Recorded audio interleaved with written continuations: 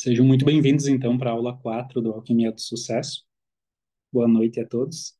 E hoje a gente vai falar um pouquinho sobre perfeição, síndrome do impostor, que eu acho que ataca a maioria de vocês, pelos relatos, né, que eu ouço, superioridade ilusória, que eu espero que não ataque nenhum de vocês, acho que não até. E, e vamos olhar de um modo um pouquinho também filosófico para tudo isso. Tem uma frase da Maria Bethânia, de uma música dela, que eu quero trazer já de início para a reflexão. De que vale a terra à vista se o barco está parado? E às vezes a gente tem lá na nossa frente, de fato, o nosso objetivo, tem lá na frente o nosso desejo e o nosso coração, mas a gente sempre acha que falta alguma coisinha para a gente se colocar em movimento. A gente sempre acha que ainda não está pronto. A gente sempre olha para o lado, se compara com o fulano que talvez tenha percorrido mais estrada que a gente e acaba se comparando e parando o nosso movimento nesse sentido. E quando a gente para o nosso movimento, todo mundo lembra o que acontece, né? Aquela metáfora universal que eu conto em todos os alquimias, que é a história do viajante com a morte 2 passos atrás. Então nós temos que sempre nos manter em movimento. Às vezes a comparação e a sensação de que sempre falta algo mais para que eu me coloque em movimento me faz ficar parado. Se eu fico parado, o mundo estando em movimento, eu estou, na verdade, indo para trás. Estou me aproximando da morte propriamente dita dentro daquela metáfora da história. Então, a gente precisa sempre se perguntar: de que vale os meus sonhos se eu não estou indo até lá? De que vale eu estar com o coração se eu não estou me movendo? E por que que a gente não se move, talvez? O Bert, muitas vezes, ele falava de uma forma assim para a gente entender. Por exemplo, tem duas culpas. A culpa que te move é uma culpa boa, que faz você ir para frente e fazer algo de bom em relação a algo que não foi bom. Mas a culpa que paralisa, geralmente é uma culpa misturada com vergonha, que só faz com que a gente não consiga ir para frente na vida. Então, eu me sinto culpado, ao invés de eu ir lá e fazer algo de bom para o mundo, eu faço algo de mal comigo mesmo. Ou seja, eu não faço nada comigo mesmo. Não estou andando na vida.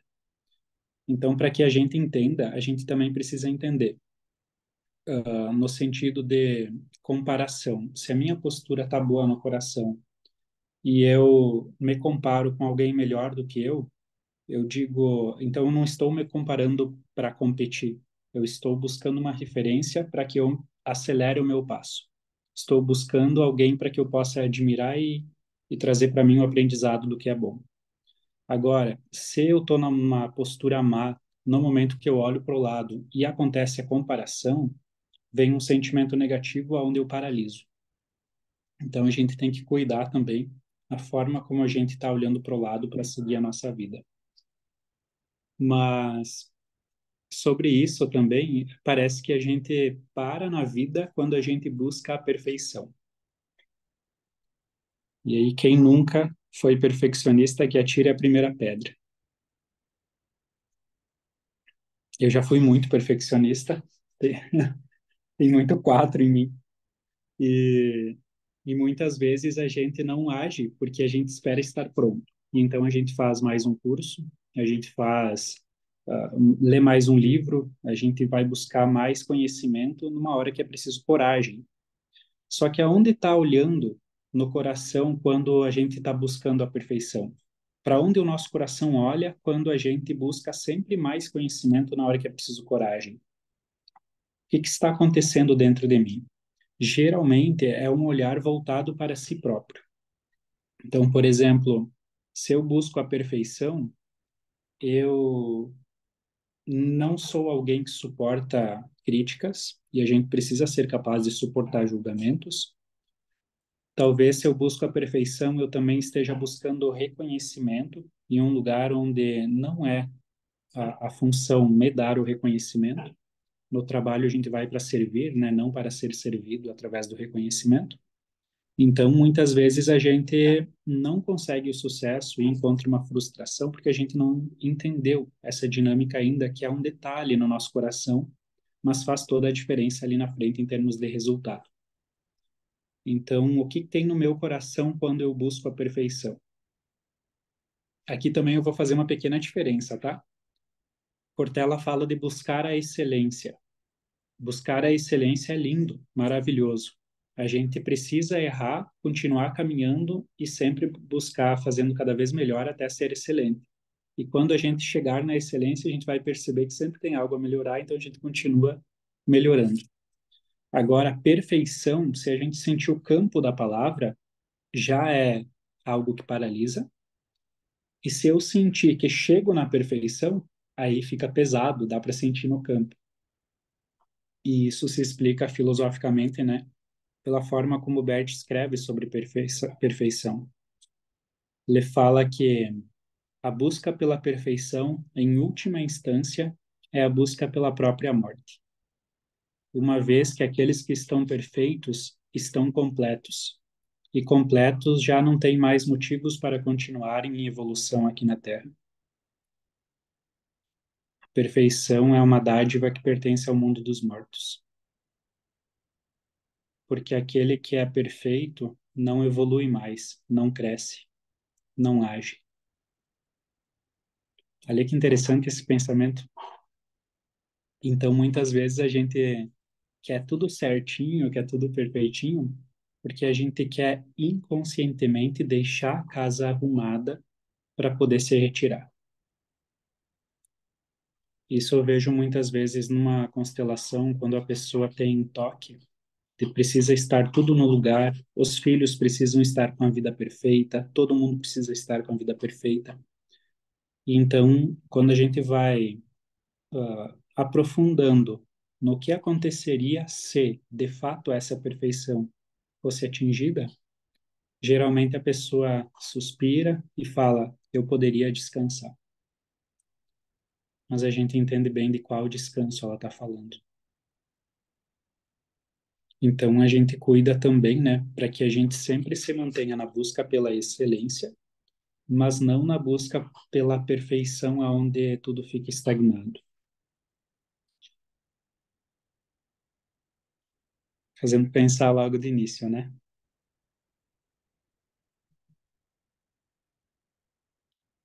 De vez em quando eu dou umas paradinhas, porque eu quero ver como é que vocês estão, daí eu preciso girar a tela para baixo para ver todos. E ó, as anotações de vocês, adoro ver vocês escrevendo. Depois me mandem foto das frases, me mandem as frases boas, porque depois eu esqueço delas, tá? Para quem foi no último grupo, a gente tá fazendo, a Sara tá fazendo para mim cartãozinhos com as frases, com as melhores frases, onde a gente vai distribuir para as pessoas. Só que às vezes sai uma frase tão boa, e aí ficou, eu olho, será que alguém anotou isso? Então vocês podem compartilhar comigo, né, quando sair alguma pérola, tanto positiva quanto negativa. Depois a gente dá a risada daquelas que saíram errado. Então vamos seguir. Então colocaria excelência versus perfeição para a gente ter isso bem claro na nossa mente e a gente sempre vai buscar melhorar para que a gente alcance a excelência, que é quase como uma utopia, né? Que tem como função nos manter em movimento e não como uma meta única a ser definida. A postura para chegar na excelência e para continuar se movimentando em excelência é o olhar para o outro. Se eu olho para mim, eu paraliso. Eu estou querendo ser perfeito para ser reconhecido, para que meu pai me veja, para que eu consiga. Então, esse olhar para mim me paralisa. Agora, se eu busco a excelência olhando para o outro, eu sempre vou estar em movimento, aceitando a minha imperfeição no processo também. E isso é muito interessante. E quando a gente olha para o outro, a gente se move mesmo sabendo que não está pronto. Quando a gente olha para si, a gente diz: não estou pronto, não me movo. Se eu estou olhando para alguém, eu digo, eu penso, o pouco que eu sei é o suficiente e talvez já ajude a outra pessoa. Então eu me movo. Eu posso errar, né, não estando pronto? Posso e provavelmente vou. E tá ótimo, porque todo erro é aprendizado. Se não tivessem nossos erros, a gente também não cresceria. A nossa postura diante do erro é o que define se eu vou conseguir utilizar aquele erro como aprendizado, crescer e me tornar um profissional melhor, ou se eu vou me vitimizar porque eu errei, então aí eu vou paralisar. Mas, novamente, aí eu vou estar olhando para mim se eu paralisar. Ah, eu errei, eu sou culpado. Tá, mas o outro? Tem gente que precisa de você ali. Mesmo tu sendo imperfeito, você pode contribuir. Então, se move. Se um produto ou serviço, quando você lança, todo mundo diz que está perfeito, que está ótimo, que está lindo, tu demorou demais para lançar. A gente precisa lançar com ele ainda imperfeito, o MVP que a gente diz, na mínimo produto viável. A gente faz um teste, recolhe os feedbacks, melhora e continua recolhendo os feedbacks, melhorando e continua melhorando. Esse é o jeito certo, degrau por degrau, que é preciso muita humildade para a gente conseguir começar assim de baixo e depois ir seguindo, até que algumas pessoas digam que é algo de excelência. Faz sentido para vocês? Então, o olhar para o outro faz com que a gente se mova mesmo não estando pronto. Às vezes eu me pergunto, nossa, no mundo onde tem tanto conhecimento, tipo, tudo a um toque aqui, né, na mão, será que ainda vão precisar de mim? Às vezes dá aquela síndrome do impostor, né? Tipo, será que o que eu tenho para falar é tão diferente do que a pessoa conseguiria sozinha ali, com alguns cliques? E talvez não seja tão diferente o que eu tenho para falar de fato, mas as pessoas estão sedentas da ressonância e do contato humano que tem dentro do conhecimento.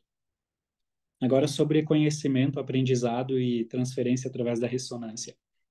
Nós aprendemos melhor quando a gente está com pessoas, quando a gente está sentindo relaxado, vendo rostos amigos, quando a gente está basicamente como se estivesse numa roda de amigos. Então a gente relaxa, a gente desativa a luta e fuga e aciona a parte do cérebro responsável pela memória de longo prazo propriamente dita. E a gente aprende mais do professor que a gente é amigo. Olha que interessante. Bert, inclusive, disse: sejam amigos de seus professores. Por quê? Bert também disse: eu não posso ensinar você a constelar em um período de horas e aí eu te dou um certificado. Mas eu posso te convidar a me seguir. Me siga até o momento que estará pronto. Seja meu amigo, seja próximo a mim até o momento que estará pronto. Olha que interessante. Buda falou a mesma coisa do jeito dele. Não sei se Bert se inspirou em Buda ou o quê. Jesus também fez, né? Não falou, mas fez na prática. Buda disse: se queres ser igual a mim, me siga. E aí os discípulos de vez em quando questionavam: mas Buda, você não está falando, você não está explicando, você não está professorando. E aí Buda, na sua sabedoria, sabia que estava. A gente se assemelha às pessoas que a gente convive. O ensino por ressonância. Jesus também chamou os 12 e começou a ir para lá e para cá. Então isso é muito interessante, né? A gente aprende mais dos nossos amigos justamente porque já tem esse vínculo, essa relação de confiança, e isso significa que o ensino mais profundo no coração só se dá através do vínculo intrapessoal, só se dá através da conexão, da amizade. Por isso, o conhecimento frio, através do celular, não vai substituir o que você pode ensinar para outra pessoa. E isso é uma notícia fantástica, né? Essa conexão humana é insubstituível. E quanto mais tecnologia e recursos a humanidade tiver, mais escasso vai ser essa conexão humana. E tudo aquilo que é mais escasso é mais valioso, a lei da oferta e demanda. Então, olha que interessante. Busque ser raro no mercado, naquilo que você faz. Não seja igual aos teus concorrentes, não seja igual ao mercado em si. Seja raro naquilo, seja único. E então, quanto mais raro, você mais valioso será. Sobre a concorrência, é a mesma lógica da excelência versus perfeição, tá? Se eu olho para a concorrência e digo, nossa, como eu tenho que melhorar. Meu Deus do céu, eles são bons, eu tenho que, ó, me puxar. Então a concorrência está servindo à vida, está servindo aos clientes, porque quem se beneficia é os clientes. Agora, se eu olho para a concorrência e eu busco uma competição, eu fico olhando no coração para a concorrência e não para os clientes. E isso vai fazer com que eu me sabote e paralise. Então tudo é postura, né? Até nisso. Bert disse em algum dos livros. A concorrência serve à vida. Que bom que há concorrência. Então, isso é interessante de pensar também como a gente pode crescer a partir de boas referências. E que bom quando tem alguma boa concorrência, porque assim você se puxa para alcançar o teu nível de excelência própria. E eu tô com o Cortella na cabeça, já lembrei dele duas vezes, mas eu ainda não falei o que eu quero falar do Cortella em si. Eu tô com ele na cabeça por causa de um motivo, que tem uma história do Cortella, que é essa que eu vou compartilhar agora. Uma vez um aluno chegou para ele e disse: Ó, Cortella, o meu TCC, o meu artigo, não lembro bem o que era. E aí o Cortella voltava no outro dia, devolvia o, o estudo para o rapaz e dizia: Você pode fazer melhor que isso. Então, mais 15 dias. Chegava lá depois de muito trabalho, entregava de novo para o Cortella. Cortella no outro dia devolvia. Você pode fazer melhor do que isso. A terceira ou quarta vez, quando ele entregou para o Cortella, você pode fazer melhor que isso. Aí ele disse para o Cortella, você me desculpe, mas eu não consigo fazer melhor do que isso. O Cortella disse, tem certeza? Disse, tenho certeza. Eu acho que agora não consigo fazer melhor. Aí o Cortella sorriu e disse, então agora eu finalmente vou ler. Olha que fantástico. Se é real ou não, não sei. Mas que história fantástica. A gente muitas vezes se acostuma a fazer a média, fazer menos do que a gente pode. A gente não está indo na nossa excelência. A gente não está dando o melhor que a gente pode. A gente não está fluindo dentro de tudo aquilo que a gente pode fluir e usar ao máximo o talento que a gente recebeu fazendo multiplicar. Às vezes a gente aceita uma vida aí mais ou menos. E aí isso a gente tem que girar essa chave no coração, porque se eu tô mais ou menos, eu tô morno, é como se eu também fosse parando. E a vida vai substituindo os maus pelos bons jogadores. Então a gente busca a excelência, mas tomando cuidado para não cair no lugar de buscar a perfeição. Então olhar sempre para o outro, sempre para aquilo que eu posso servir e sempre para aquilo que as pessoas precisam. Se a gente falar de um jeito empreendedor, seria olhar para a demanda e colocar o meu talento a serviço daquela demanda. Perceber qual é a dor que o público tem e eu levar uma solução, ser a ponte que leva a solução até esse público. Ou perceber o desejo que o público tem e também ser a ponte para fazer a pessoa chegar até o desejo dela. Buscar suprir uma demanda, olhar para o cliente. O cliente não, você não pode fazer com que o cliente se adapte à tua solução. Você precisa adaptar a tua solução conforme a necessidade do cliente. Claro que eu falo isso de uma maneira abrangente, a gente sabe que quando a gente trabalha em grupo é uma dinâmica um pouquinho diferente, mas é bom a gente ter esse conceito sempre em mente para que a gente tome as melhores decisões ali na vida. Como é que tá chegando as informações aí? Show de bola? Beleza. Então vamos seguir. Eu preciso falar do efeito Dunning-Kruger para contextualizar o que eu vou falar em seguida. Todo mundo sabe, lembra o que é efeito Dunning-Kruger? Nome bonito, né? Dunning-Kruger dá para ser o nome do terceiro filho, já que eu já dei ideia de nome de filho nas aulas anteriores. Era uma vez um rapazote que leu numa revista de curiosidades ou lembrou do que ouviu na aula da quarta série, a gente não sabe bem os detalhes, mas enfim, que a informação era: dá para fazer tinta invisível com suco de limão.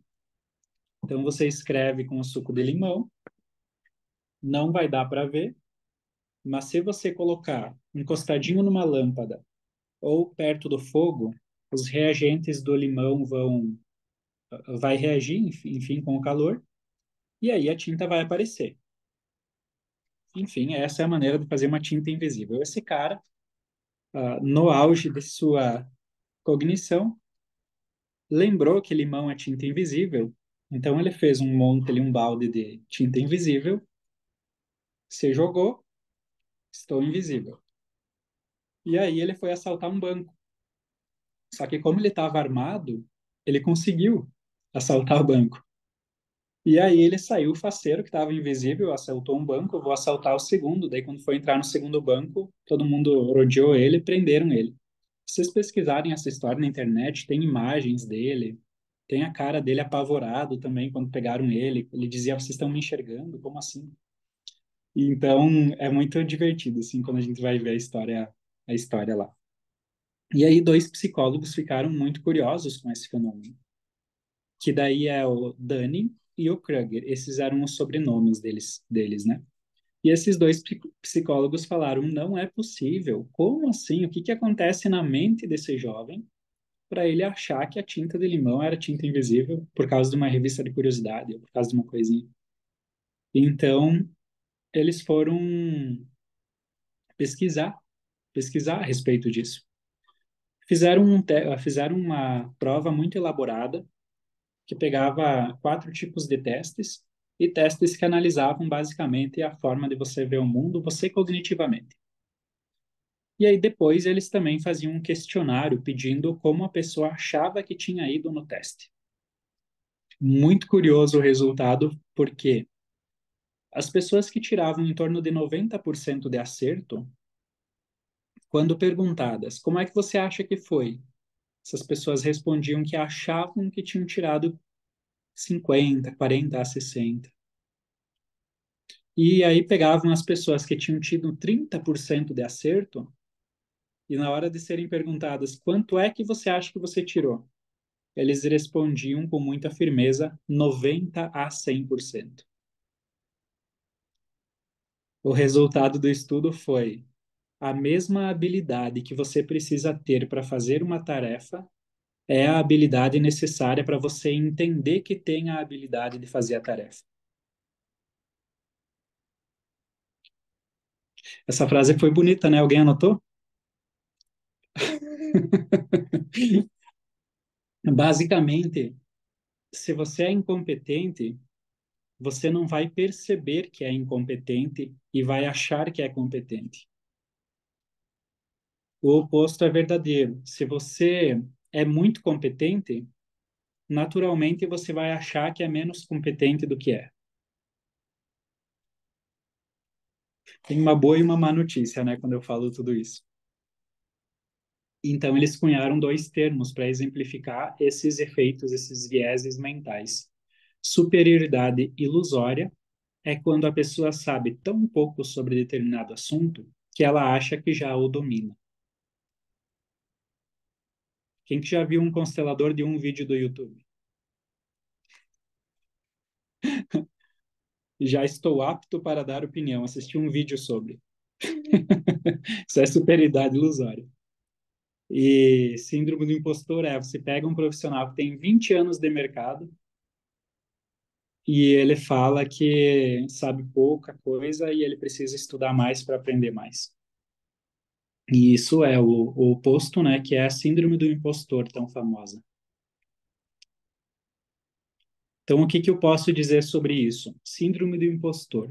Se a gente está se sentindo incompetente, tendo crises de incompetência frequente, muito provavelmente é porque a gente tem um grau de conhecimento suficiente que nos faz perceber que tem bastante a aprender. E se você acha que sabe tudo sobre algum assunto, provavelmente você sabe muito pouquinho. Provavelmente. Tem até um gráfico que eles fizeram para exemplificar o que é a síndrome do Dunning-Kruger, né? Deixa eu ver se eu consigo fazer aqui.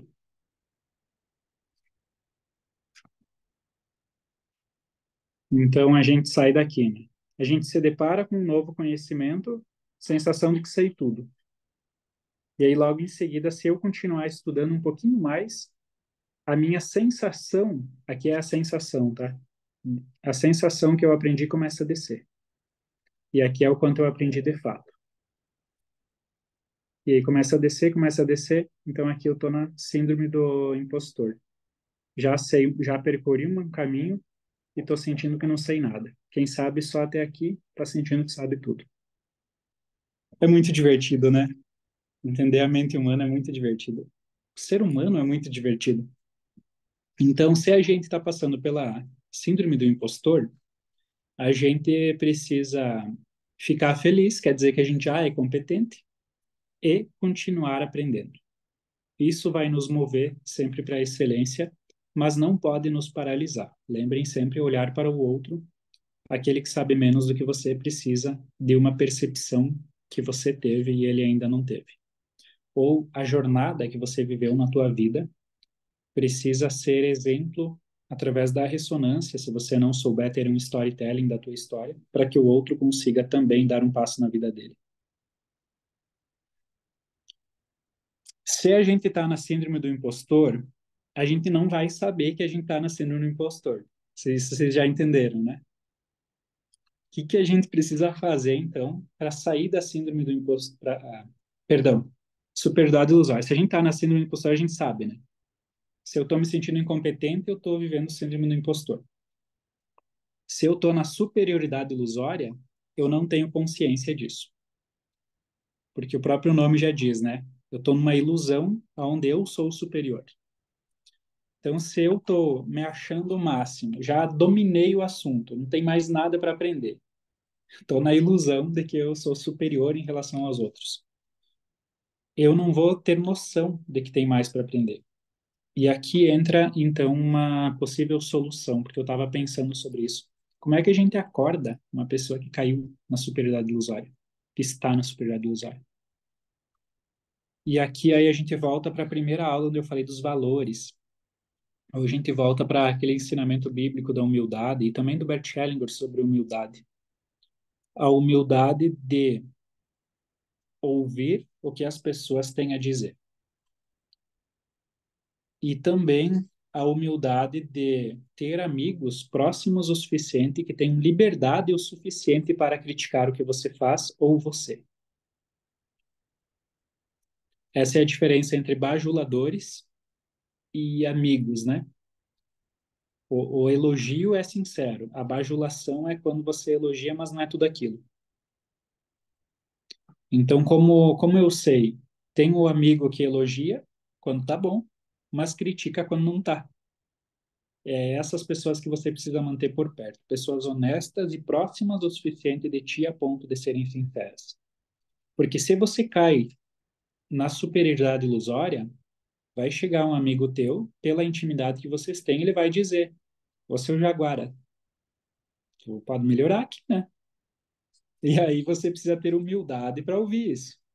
Se a gente não tiver humildade, a gente não consegue aprender. A humildade é um pré-requisito do aprendizado.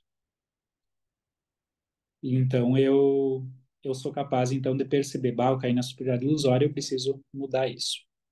Tem uma metáfora que faz entender muito bem o que que é isso. O conhecimento é como uma ilha. A praia ao redor da ilha é a percepção do conhecimento. É a percepção da ignorância, perdão. Então, o que eu sei é uma ilha, o que o oceano é a minha ignorância. Faz muito sentido essa metáfora, né? Aí, quanto mais o meu conhecimento cresce, mais aumenta a minha percepção da ignorância, porque as minhas bordas estão com mais contato com a minha própria ignorância.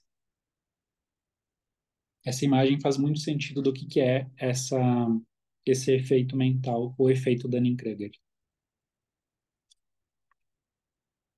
Agora vamos voltar porque eu falei lá no início.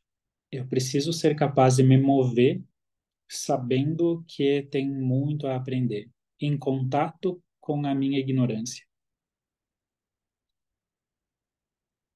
Bah, isso é legal, né? Se mover em contato com a própria ignorância. Isso vai fazer com que a gente tenha muito mais liberdade ao ensinar. Se o teu trabalho for ensinar, por exemplo, né? Eu pego um exemplo que eu domino mais.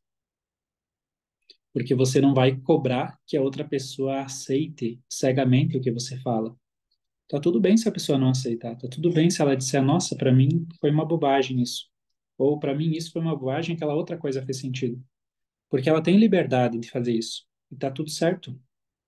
Pode ser que você falou uma bobagem mesmo, como pode ser que talvez ela perceba que não foi uma bobagem, como pode ser que aquilo que você e ela achavam que era certo era uma bobagem, na verdade. Então, essa liberdade que vem a partir do contato com a nossa ignorância. Eu não preciso convencer ninguém. Eu posso apenas expor e se faz sentido a pessoa pega, se não faz ela deixa. Faz sentido? Perfeito. Então, eu colocaria como tríade daquilo que nos faz paralisar na vida. Deixa eu tentar ver se eu consigo fazer um desenho. Eu não vou fazer o desenho do próprio Zoom, porque na gravação não aparece. Aí quem for assistir gravado depois não consegue ver. Mas basicamente tem. Acho que dá para ver. Então, a tríade da paralisia é a síndrome do impostor. Imaginem que eu escrevi aqui. A comparação. Meu professor fala uma frase que é: a comparação destrói o amor. O amor e a empatia fazem com que eu olhe para o outro, veja a diferença e o ame na diferença. Agora, quando eu me comparo, no fundo eu estou colocando as mesmas métricas, então isso faz com que o amor não seja visto. E o perfeccionismo.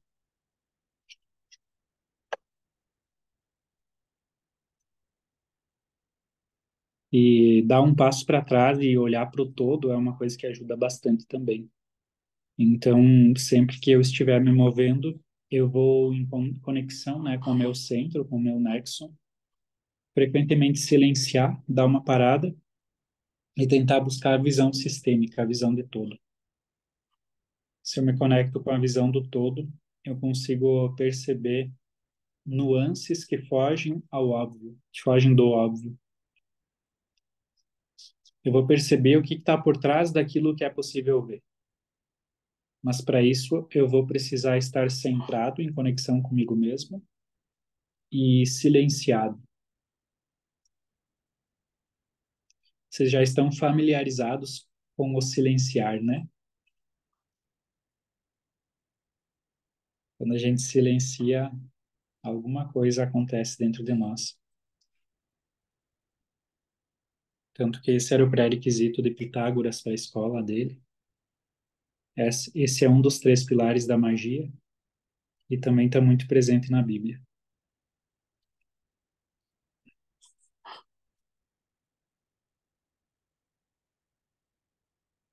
Tô olhando vocês agora. Já falei sobre os três pilares da magia? Não, né? Para vocês não. Silenciar, saber e intuir. O intuir é intenção, tá? Silêncio, sabedoria e intenção.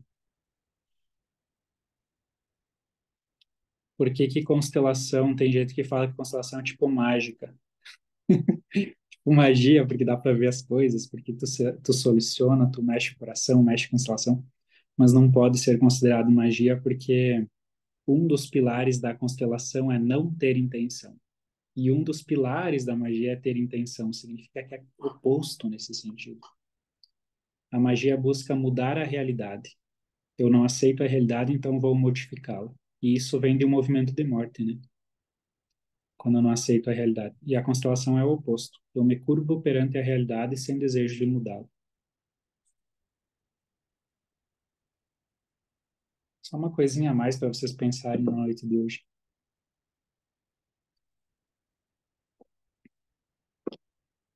O que move a gente para o perfeccionismo também pode ser uma busca pelo reconhecimento do pai.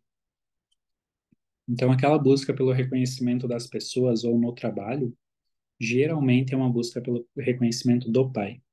E a gente precisa entender que não diz respeito ao que ele fez, diz respeito à minha imagem que eu tenho dele. A solução acontece no coração. Então, o pai não está vivo, não conheci meu pai. Não diz respeito ao pai. É como você toma a vida que veio dele. E se você entende que a função dele era te dar a vida, e o que veio além disso foi um presente, você vai parar de cobrar dele, porque ele já fez mais do que precisava contigo. Então a gente abre mão de ficar exigindo, Com isso, a gente sai da postura de criança e a gente entende que já tem o reconhecimento necessário. Diante disso, eu vou para o trabalho para servir, para transbordar, para multiplicar talento e não para buscar, e não para buscar elogio, reconhecimento.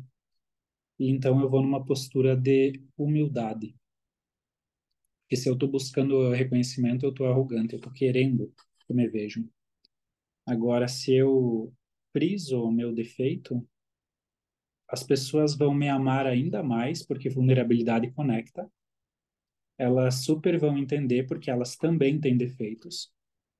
E a gente, então, vai seguir nesse processo de evolução contínua. Talvez você não tenha o reconhecimento, tá beleza. Não é disso que você precisa, né?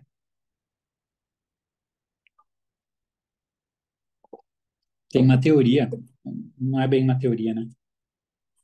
Alguém disse, não lembro quem, que reconhecimento é receber o sobrenome. Então, se eu recebi o sobrenome, eu já tenho o reconhecimento.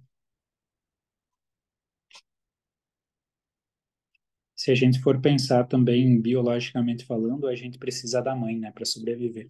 Então, naturalmente, o, o pai não tem função vital de estar tão próximo assim. E eu falo isso porque a maioria das pessoas tem queixas diante dos seus pais, né? Mas é como tem que ser, nada diferente do que deveria. Inclusive, as dificuldades muitas vezes te fazem ficar vivo. Uma árvore aonde não venta, não cresce. Vocês já ouviram isso? Fizeram um estudo lá em São Paulo, tá? Mudando só um pouquinho de assunto, um parênteses. Fizeram um estudo onde colocaram um ecossistema dentro de uma cúpula de vidro. Então, lá dentro tinha animais, tinha todo o ecossistema necessário para a vida, sol, tudo. E depois de um tempo de estudo, não conseguiram concluir o estudo. Depois de um tempo de estudo, eles tiveram que paralisar porque os animais estavam desmaiando. Eles foram analisar porque os animais não estavam vivendo bem e descobriram que tinha menos oxigênio no ar do que deveria. Claro, mas como assim? Se as árvores estão ali, se o sol está ali, se deveria estar tudo funcionando aqui. Então eles foram observar as árvores, o porquê que elas não estavam fazendo a fotossíntese corretamente, e as árvores estavam, uh, elas não cresciam, elas estavam pequenas e elas estavam com o caule mole, flexível demais. E aí foram analisar o porquê. E aí descobriram, não tem vento por causa da cúpula. Se não venta, se não tem um atrito, a dificuldade, não tem por que a árvore ser forte. Se a árvore não é forte, ela não vai cumprir o seu papel, o seu destino. E então toda a vida fica ameaçada. O caos, a imperfeição, os problemas servem à vida. Inclusive aquilo que não é bom serve à vida em si. Se a gente entrar num contexto maior, em termos de de equilíbrio de universo ou espiritualidade maior, a gente vai ver que bom e mal faz parte. Tudo faz parte. Deus engloba ambos. E às vezes a gente tem uma visão limitada de consciência humana mesmo, que faz a gente achar que um lado é bom, o outro é ruim. Mas o que seria do lado bom se não houvesse ninguém que é do lado ruim? Vamos refletir sobre. Não quero trazer respostas prontas aqui, quero apenas trazer uma reflexão filosófica a respeito disso. E qual o problema que você reclama e o que você seria se não tivesse tido aquele problema? O que seria de você se tivesse dado tudo certo desde o início? Jesus Cristo. Tem um cara que é um professor, um filósofo, se alguém souber o nome, me lembra ali quem falou essa frase, porque é uma frase magnífica. Eu só um jornalista perguntou para ele, nossa, né, tipo, tu é um cara de sucesso, chegou no auge. Aí ele respondeu, eu só estou onde estou porque tudo que eu planejei deu errado. Olha que magnífico. Que bom, muitas coisas dão errado. Muitas vezes aquilo que a gente reclama, o problema ou a maldição que a gente reclama, se revela no futuro como uma bênção. Por isso a gente também toma as dificuldades e as pedras como aprendizados para que eu melhore ainda mais e multiplique ainda mais meus talentos e me coloque ainda mais a serviço, deixando cada vez mais a vida das pessoas melhores graças ao meu servir. E não importa. Rubem Alves, Sara, muito obrigado por citar o autor da frase. Então, as pessoas precisam ser beneficiadas pelo meu servir, não importa o que você faça. Ah, mas eu trabalho concursado dentro de um escritório. O que você faz é uma peça dentro de uma engrenagem que tem muita gente que precisa disso. E a gente precisa ver o propósito por trás daquilo que a gente faz. Não importa se você trabalha de funcionário, se trabalha num lugar onde ninguém te vê, veja o propósito, encontre o propósito e isso vai te engrandecer também. A gente também precisa aceitar críticas e suportar julgamentos, né? Tem duas pessoas que vão te criticar, né? As que te amam e então percebem que pode haver um perigo à frente, então elas vão te criticar para que você vá devagar.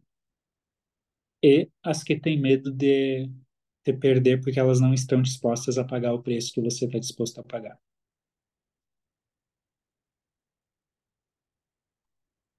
Então, geralmente a primeira crítica vem da família, né?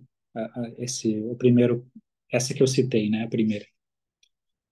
Então, quando a família te critica ou te freia, o que que a família está dizendo? No nosso passado, esse caminho foi perigoso para alguém. Não é uma crítica pessoal, não tem maldade por trás da crítica, tem que ver o amor por trás, né?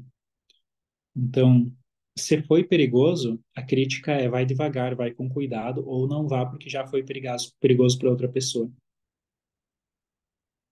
Aquela história de, ai, minha mãe não me apoia para eu me mudar de cidade.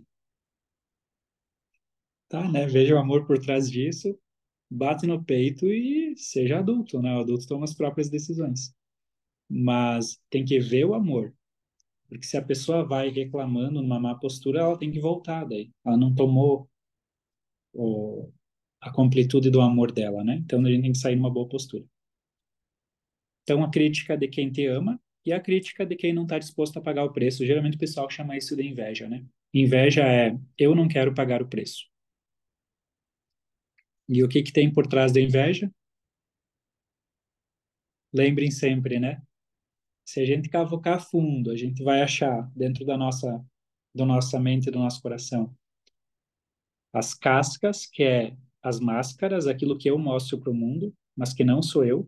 E se a gente tira isso, a gente vai ver as dores e necessidades. E se a gente tirar as dores e necessidades, a gente vai ver algo que a gente chama de essência. E o que que tem na essência? Puro amor. Aquilo que nos conecta com a essência divina. Uma fagulha. Ou a alma. E é a alma que nós tem, não a gente que tem alma, se vocês lembram. Então, se todo mundo tem amor em sua essência, o que faz alguém ter inveja de você ou te criticar ou te julgar? É essa pessoa sentir que ela não dá conta de ter uma vida que você vai ter se você tomar essa decisão e conseguir continuar nesse caminho de prosperidade. E assim ela vai perder o contato, o direito a ter contato contigo. No inconsciente é eu vou perder aquela pessoa, ela vai embora e eu vou ficar. Se a gente consegue enxergar a beleza até mesmo por trás de atitudes que a princípio a gente reclamaria, vai girar uma chavinha no coração. É como se aquilo que te tirava a força começa então a te dar força. Porque daí você liga com outro conceito. Sucesso de um é o sucesso de muitos. Quando um ganha, todos ganham. E às vezes a gente tem a mente tão escassa que a gente acha que para um ganhar, outro tem que perder. Aí, se eu então percebo isso, que se eu ganho, todos ganham, eu olho para aquela criatura que critica, ao invés de dizer, ah, seu invejoso, jaguarão, eu digo, I see you, eu vejo você. Eu não posso te falar nada porque você não entenderia, mas eu vou trilhar a minha jornada. E quando eu tiver muito sucesso, você pode se aproximar e eu tenho certeza que no grande equilíbrio das coisas eu ainda vou conseguir te impulsionar porque a gente já foi próximo. E se em algum lugar do tempo a gente foi próximo, eternamente naquele lugar do tempo a gente continuará próximo.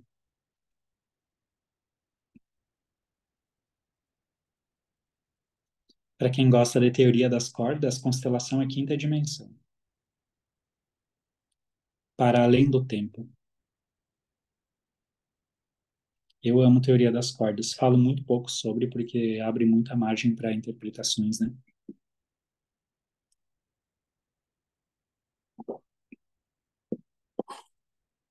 Nossa, tô fazendo você pensar hoje.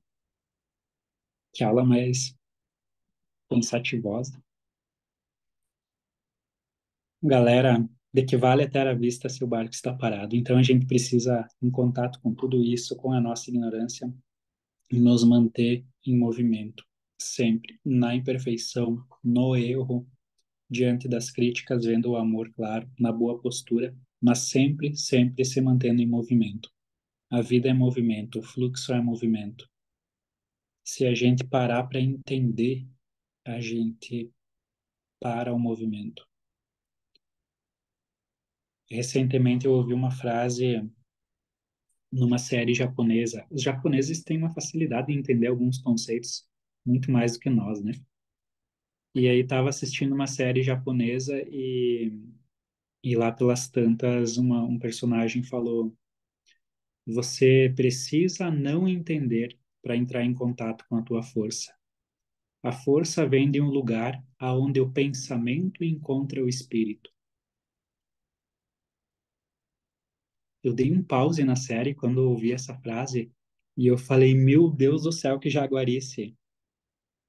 É o inconsciente coletivo, é o campo.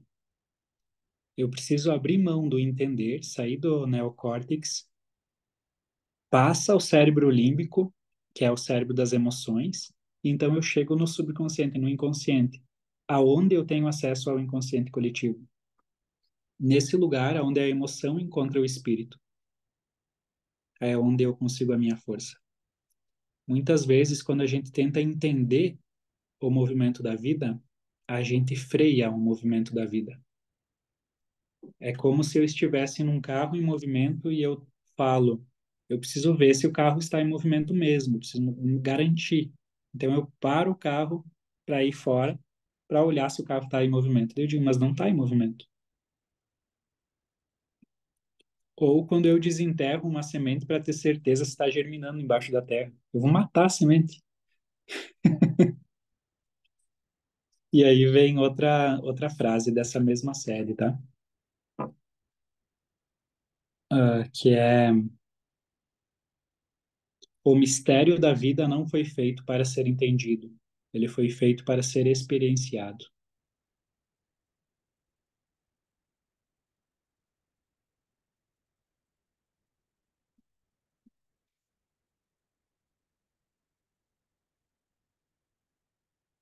Se eu lembrar da frase completa, ela continua, tá? Eu mando para vocês depois. Mas é muito importante a gente. É, sim, Jaguarona, tu também assistiu?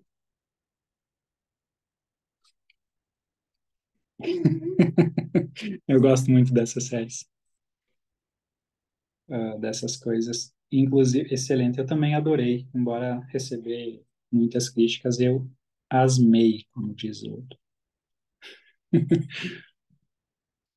Adorei mesmo. E os japoneses têm uma cultura bem diferente da nossa e a constelação muitas vezes casa com o jeito deles de pensar. Vocês sabiam que lá na Coreia e no Japão você não pode fazer isso que eu faço, tomar chá assim, porque é extremamente desrespeitoso Mesmo que para tomar o chá você erguer o nariz diante de alguém como se você fosse superior. Quem dirá se tem pessoas mais velhas na mesa? Por isso que para beber, você pega lá, né? Você vira de lado, geralmente esconde e volta. Cara, é um detalhe. No coração, essa pessoa, a pessoa vai se colocar como superior se ela tomar assim? Não. Mas é um detalhe para você lembrar de não esquecer que você não pode se colocar como superior aos mais velhos na tua família. E que aquele que é fiel no pequeno será fiel no grande. É muito interessante essas correlações. Depois que a gente conhece a filosofia da constelação, a gente fica lendo muita coisa. A gente começa a ver correlações em tudo. E eu acho que é aí que está a beleza da postura de aprendiz. A gente abre o nosso coração e aprende com a vida. A gente só precisa da base. O mestre sempre será um mestre porque ele vê. O aprendiz precisa do mestre porque não vê. O mestre aprende com a realidade todo dia, mesmo que não estude. O aprendiz só aprende se ele sentar e enquanto ouve um professor. Então, a postura de humildade é necessária diante da vida para a gente aprender com a vida. Porque um pré-requisito para o aprendizado, eu vou repetir, é a humildade. Se eu me coloco como superior, eu não aprendo da pessoa que eu vejo como inferior. Por isso que a gente aprende mais de professores que a gente admira, que são nossos amigos, e que eu sou capaz de enxergar naquele momento que está acontecendo a aula como um pouquinho superior, um pouquinho maior na ordem, porque então eu estou recebendo. Depois que a gente se encontra na rua é igual, né? Mas eu, na minha postura, eu estou recebendo e preciso me colocar um pouquinho só abaixo. Isso é muito interessante para a gente fazer na vida. Se eu sou alguém que respeito a vida, eu não vou dizer assim, a vida deveria ser assim, o mundo deveria ser assado, tá tudo errado. E assim eu tô me colocando como maior, eu não vou aprender nada. Eu já sei. Agora, se eu abrir mão de tudo isso, aceitar tudo do jeito que é, e eu digo, eu não entendo por que que é assim, mas tem algum motivo, eu me curvo perante essa realidade. Diante dessa postura, eu começo a receber da vida. Eu começo a aprender. E que o aprendizado sempre me move, sempre me move. Pessoal,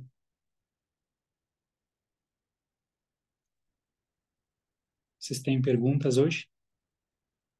Se vocês tiverem, escrevam no chat. Muito bonita essa aula, obrigado, Su. Quase colei as placas com essa frase. Não lembro qual frase é. Cheguei onde cheguei porque tudo que planejei deu errado. Se a gente, lembram que eu fiz um triângulozinho das três coisas que fazem a gente paralisar. Se eu fosse colocar um triângulozinho das três coisas que nos mantêm em movimento, eu colocaria humildade nessa postura, ou o próprio movimento em si, e é assim mesmo, tá? O que me coloca em movimento é o movimento em si. É a coragem de dar um passo sem ter certeza que haverá chão. Isso também é fé. Posso colocar fé se quiser, então. Mas é um movimento, é a coragem de se jogar no rio sem ter certeza do que tem na outra margem. E o aprendizado contínuo. Eu preciso sempre estar em contato com a minha ignorância para me manter aprendendo. Então, essa seria a tríade do movimento. Talvez eu descubra que preciso ajustá-la. Mas por enquanto é o que eu tenho. Bert também diz no livro A Fonte Não Precisa Perguntar pelo Caminho que existe uma outra perfeição, a perfeição que é desejável, a verdadeira perfeição, a perfeição humilde. Ela começa quando eu tomo meus pais no meu coração como eles são, sem intenção de mudá-los. A partir daí eu tomo a vida como ela é, sem intenção de mudá-la. Eu tomo também os ancestrais e todas as pessoas que eu sou vinculado. Tudo como foi, sem intenção de mudar nada, incluindo o meu passado. A partir daí vem uma sensação de paz. Essa paz também pode ser chamada de completude. Dentro dessa completude, eu sinto que todas as peças estão encaixadas. Isso também seria, de certa forma, a perfeição, mas é uma perfeição que engloba as imperfeições.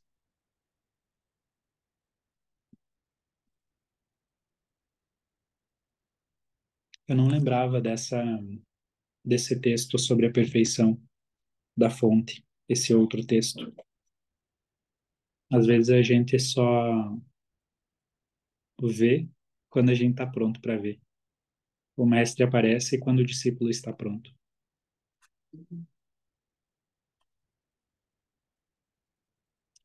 Lindful, né? Essa é a paz dos vivos.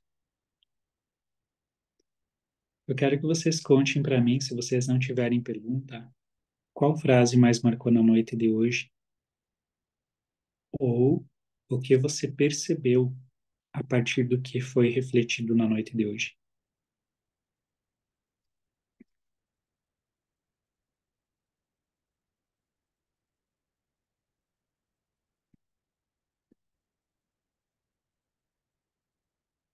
E refletindo também sobre a parábola dos talentos, até que vocês escrevem a frase ali no chat.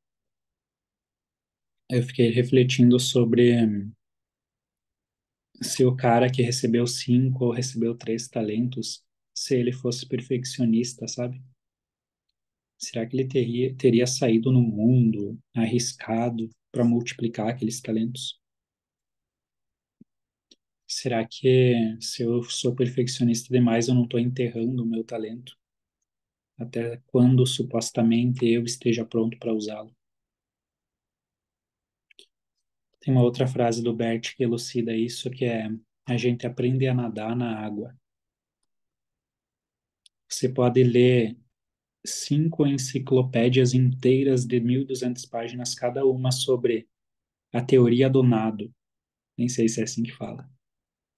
Você não vai aprender a nadar a não ser que você entre na água.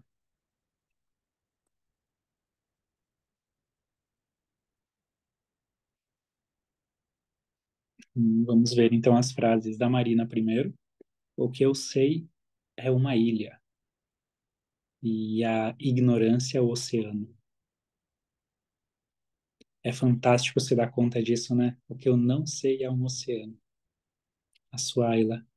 Eu preciso ser capaz de me mover em contato com a própria ignorância, sabendo que a humildade é um pré-requisito para o aprendizado, onde a busca é pela excelência e não pela perfeição. O olhar para o outro faz com que a gente se mova, mesmo não estando pronto. Muito legal. Sem comentários, né? Aí ele colocou coragem de dar um passo sem saber que haverá chão. Eu não contei para vocês a história do Moisés, né? Acho que no Alquimia, não. Eu contei no curso de constelação, talvez para outras pessoas. Vocês lembram da história do Moisés? Do Alcorão? Versão Alcorão? Não, né? Eu vou contar. Tem vários novos aqui. Tava olhando quantos novos tinha. Vou contar rapidinho, tá? Era uma vez Moisés, na época em que estava conduzindo o povo para longe do Egito, libertando o povo ali na escravidão. E quando eles estavam quase aliviados, achando que tudo tinha dado certo, eles perceberam que a rainha vinha atrás com seu exército, arrependidos de terem libertado e prontos para a luta, né? E então, o Moisés e os hebreus então correram e se deram de frente com o Mar Vermelho. Aquela história que todos conhecem, né? Contando a minha versão, tentando lembrar de como está escrito no Alcorão, tá? E então, ah, nessa hora, eles não sabiam o que fazer. Então, um exército de um lado, o Mar Vermelho do outro. O que que a gente faz numa situação assim? Moisés se retirou até o alto da montanha para fazer silêncio e, através do silêncio, se conectar com Deus, ouvir algo de Deus. E aí, quando ele desceu, ele percebeu que O povo tinha se dividido em 4 tribos, e cada uma tinha o seu líder. Cada uma tinha a sua filosofia do que deveria ser feito. A primeira tribo chegou e disse: Nós queremos voltar e lutar contra o exército. Mesmo sabendo que eles são mais treinados e têm armas, a gente prefere morrer com honra. A segunda tribo veio seu líder e disse: Nós queremos voltar e pedir desculpas. Eles vão nos aceitar. É melhor ficar vivo na escravidão do que morto. O terceiro grupo disse: Nós queremos atravessar a nado,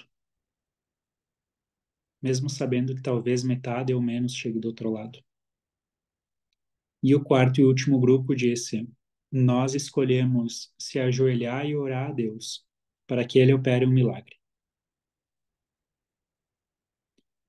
Moisés então respirou fundo, recolhido em seu centro, com a voz potente que ele tinha, ele disse: Deus ordena, diga aos que lutam, parem de lutar. Diga aos que se menosprezam, vocês são iguais aos outros. Digam aos que não dão valor à vida para serem mais cuidadosos. E digam aos que oram, parem de orar. Pois Deus ordena ao povo que marchem. Enquanto o povo ainda assimilava qual era a mensagem, talvez uma liberdade poética seja preciso agora. Foi um menino de 11 anos que se colocou em marcha, mar adentro. E talvez, dizem algumas histórias sobre isso, quando a água estava batendo no pescoço, foi quando começou uma ventania e foi quando o mar finalmente começou a se abrir.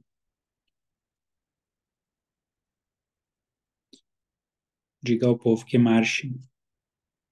Primeiro a gente bota o pé e depois a gente confia que Deus coloca o chão. A gente precisa se manter em movimento.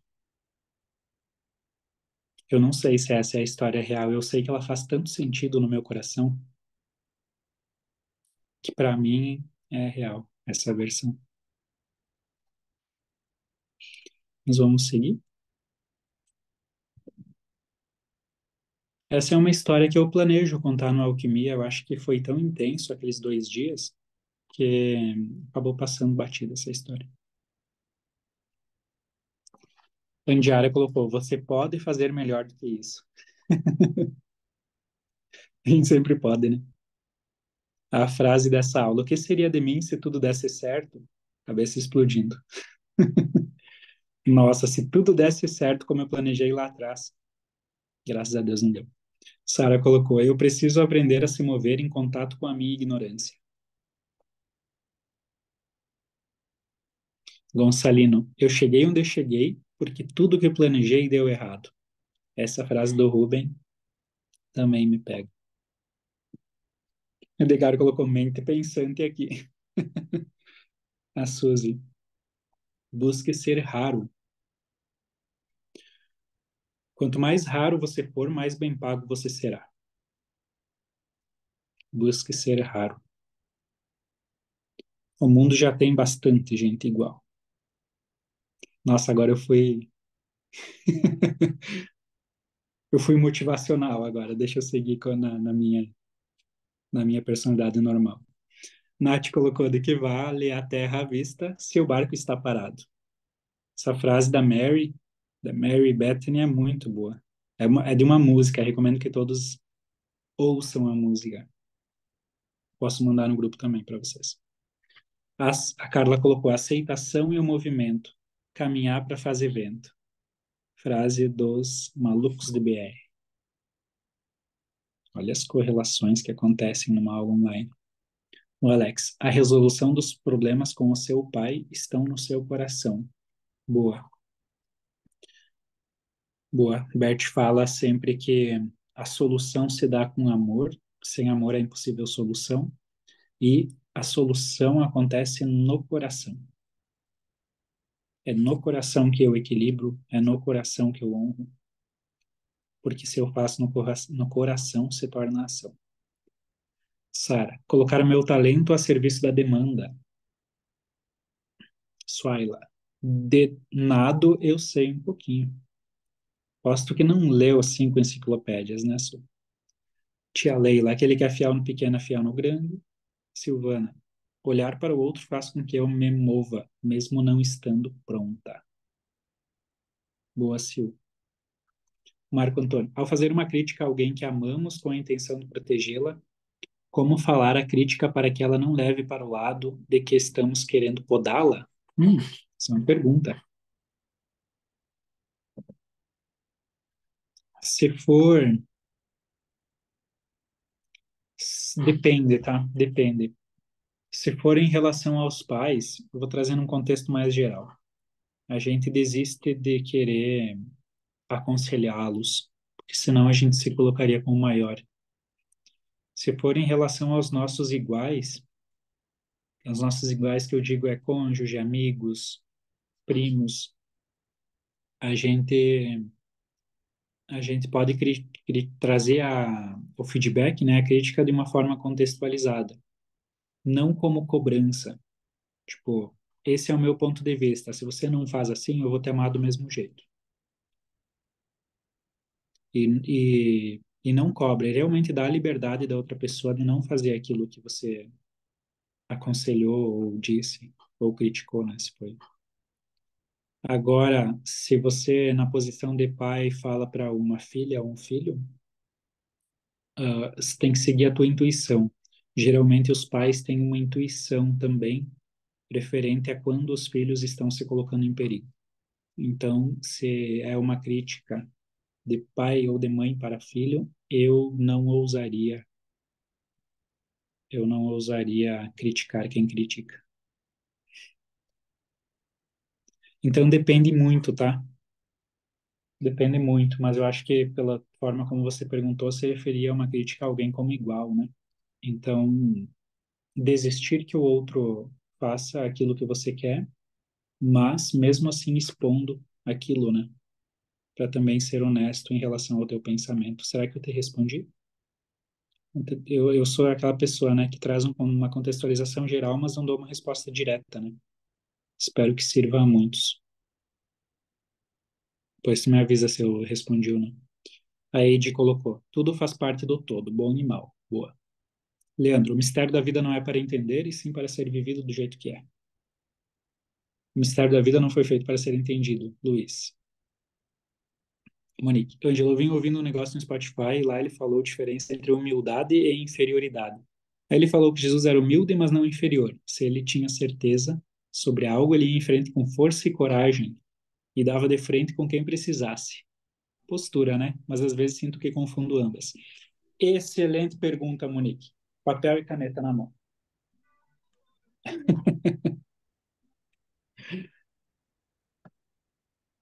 Esse eu aprendi com o meu professor esse conceito. Fez muito sentido e quero compartilhar com vocês agora. Humildade vem de humus, significa terra, pé no chão. Se eu estou pé no chão, eu estou em contato com a realidade como ela é. Se eu estou me colocando inferior, eu não estou em contato com a realidade como ela é, eu não estou no equilíbrio. Eu estou numa ponta, me colocando como inferior. Quem se coloca como inferior é arrogante, talvez até mais do que aquele que se coloca como superior. O equilíbrio é a humildade. As duas pontas é a arrogância. Se você refletir sobre, você vai ver que faz muito sentido.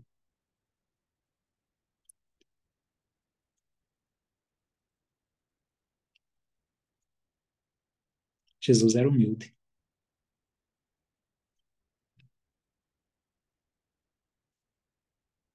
Não sei o que tu viu lá no Spotify, mas talvez faça sentido com isso que eu falei agora. Aquele que se coloca abaixo dos outros é arrogante. No profundo do coração, ele está se colocando como um superior. Tá querendo que os outros vejam e o elevem. E isso é perder dignidade. Nós precisamos ser iguais a quem somos iguais, principalmente no que diz respeito à relação de casal. Não tem um é mais, outro é menos. Tem tarefas diferentes. Que bom. Um casal onde os dois são iguais não se sustenta. Carla colocou de que vale a terra vista se o barco está parado. Emocionante o encontro e reencontro com o pai. Roberto, quando a gente silencia, alguma coisa acontece dentro de nós. E a Monique, porque se considera santo? Exatamente. Os santos acabam sozinhos.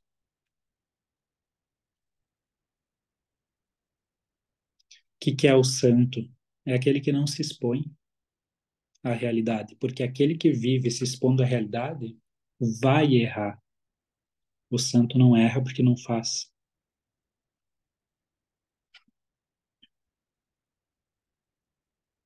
Estão entendendo a lógica, né? Por isso que o santo acaba sozinho, o santo não consegue casar. Isso sem falar que o santo morre cedo, né? Todo mundo é mártir, quase. Não, não, não. Melhor não ser santo e viver até os 100, faceiro, como o pequeno Orfeu de outrora. Pessoal, obrigado por mais uma noite juntos. Um terço já, né, das aulas online. Barbaridade. Esqueci até de tomar chá hoje. Pessoal, vamos nos falando. Foto. Quem tira foto, quem tá no notebook, eu sempre esqueço. Aguentem aí pra foto. Liga a câmera quem não ligou. É tu que vai tirar, Sara? Avisa quando for tirar, se mais alguém tiver num computador e quiser tirar print.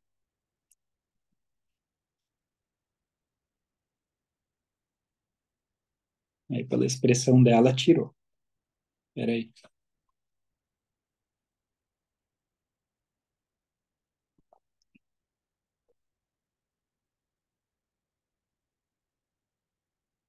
Ah, eu não entendo Libras, não sei o que você disse.